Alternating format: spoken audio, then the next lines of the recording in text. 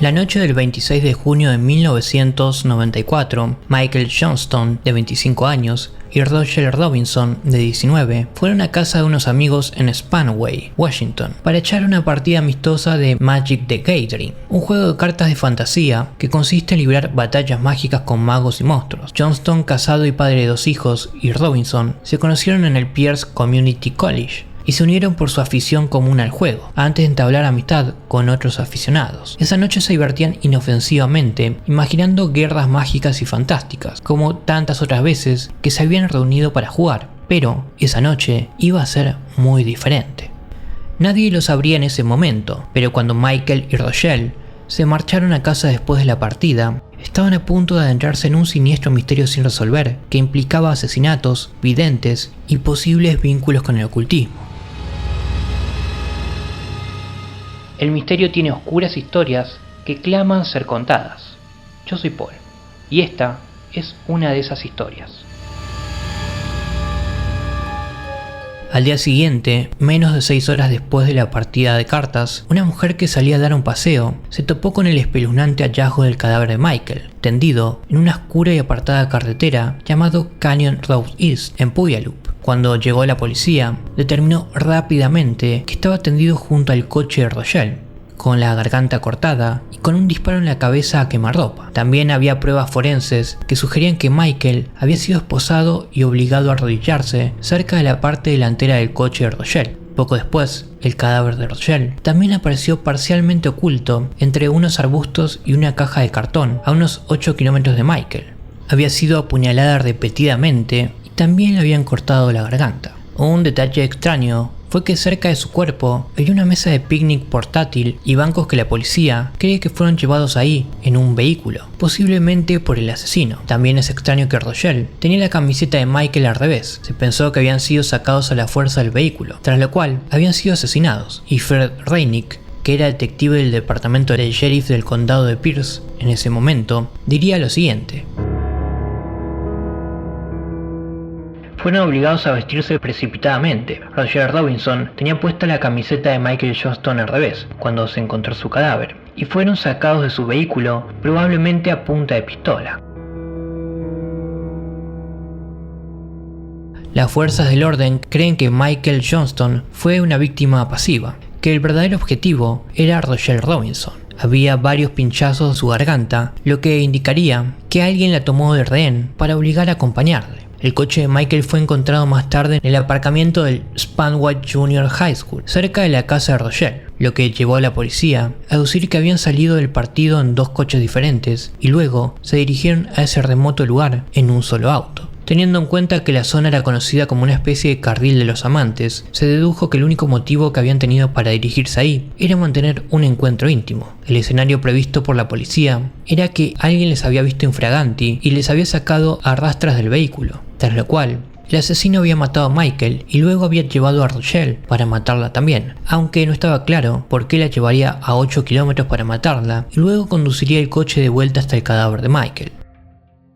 Se pensó que el asesino era probablemente un acosador celoso de Rochelle o un exnovio que se había vuelto loco de celos y los había matado en un ataque de ira. Rochelle había roto con su novio unos 4 meses antes del asesinato y él fue interrogado, pero absuelto de toda relación. Otra posibilidad era que Michael, casado, hubiese sido el blanco de los celos de su mujer, pero cuando se la interrogó, aunque parecía estar al corriente de la aventura, no se pudo encontrar ningún vínculo entre ella y los asesinatos, por lo que la investigación se centró sobre todo en una conexión con Rochelle. Pronto se descubrió que en las semanas previas a los asesinatos de Rochelle había estado paranoica y había dicho a sus amigos que creía que alguien la seguía. Le dijo a una amiga que un hombre estaba en su trabajo mirándola fijamente y que la siguió hasta su casa, aunque nunca identificó la identidad de este aparente acosador, ni se pudo determinar hasta qué punto Rochelle lo había conocido realmente o qué conexión tenía con los asesinatos. El caso acabó por enfriarse, sin sospechosos ni nuevas pistas, por lo que la esposa de Michael, Janet, decidió contratar un investigador privado llamado Jim Wright para acelerar un poco las cosas. Durante su propia investigación, Wright descubrió que Michael había estado muy metido en el ocultismo y había tenido casi una obsesión con las cartas Magic, lo que hizo sospechar que el juego y los crímenes estaban relacionados de alguna manera con el ocultismo y entre sí. Para obtener más información, Wright recurrió a Nancy Meyer, una conocida medium que había ayudado a la policía en más de 300 homicidios. Ella insistió en que no se le dijera nada sobre el caso o las circunstancias de los crímenes, diciendo lo siguiente: si vas a trabajar psíquicamente y a trabajar puramente, no deberías hacer una lectura previa. Debes salir y trabajar en frío. Entonces la llevaron al lugar de los hechos. Aunque ella no lo sabía, inmediatamente empezó a tener visiones e impresiones de lo que había pasado y afirmó que podía determinar psíquicamente que Michael y el asesino se conocían por su participación en la magia negra. Ella diría lo siguiente: no podría estar de acuerdo con la teoría que tiene a Michael como un inocente, tú sabes, un espectador. Para mí, por lo que puedo sentir, es al revés. Michael era el objetivo real. Parece que le acusan de violar algún tipo de reglamento. Casi parece una situación propia de una secta. En este caso, Michael se había visto envuelto en una secta de magia negra y había hecho algo que les había disgustado, lo que les llevó a apartarle del grupo. Meyer tuvo otras visiones. Afirmó ser capaz de visualizar a los 3 asesinos en su mente, incluso de proporcionar información para los bocetos de la policía, y dijo que uno en particular, un hombre mayor con control absoluto sobre sus jóvenes cómplices, al que describe como un profesor universitario, había sido el principal cerebro. También tenía una fuerte imagen en su mente de un medallón estilizado con alas de dragón, que ella cree que es un símbolo arcano utilizado por el culto. Meyer también sugirió que el juego Magic había tenido algo que ver, y también que el juego era satánico y una ventana a fuerzas paranormales, algo así como un tablero Ouija. Para que conste, yo pienso que las cartas Magic es la cosa menos satánica y demoníaca del mundo, pero claro, yo no soy el vidente. La policía tampoco vio ninguna conexión y consideró que el juego no tenía nada que ver con los asesinatos, pero los medios de comunicación siguieron la corriente y la mayoría de los titulares mencionaban el ocultismo y las siniestras conexiones paranormales con el juego Magic. Las noticias lo trataban como un asesinato oculto orbitado por siniestras fuerzas sobrenaturales, y todo esto relacionado con este juego satánico. Incluso cuando la policía insistía en que había sido un crimen pasional, sin pruebas de ocultismo, fuera el testimonio de la vidente y las afirmaciones del investigador privado.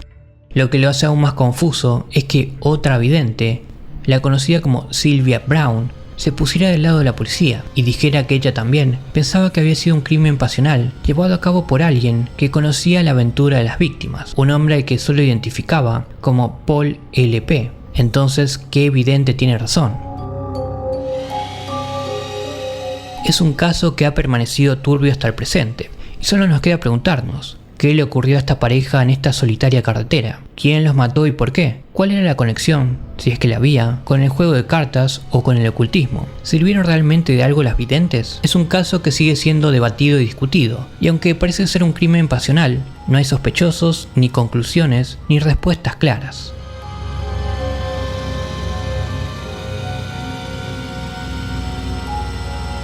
Espero te haya agradado esta oscura historia. Si fue así, considera suscribirte al canal y darle like al video.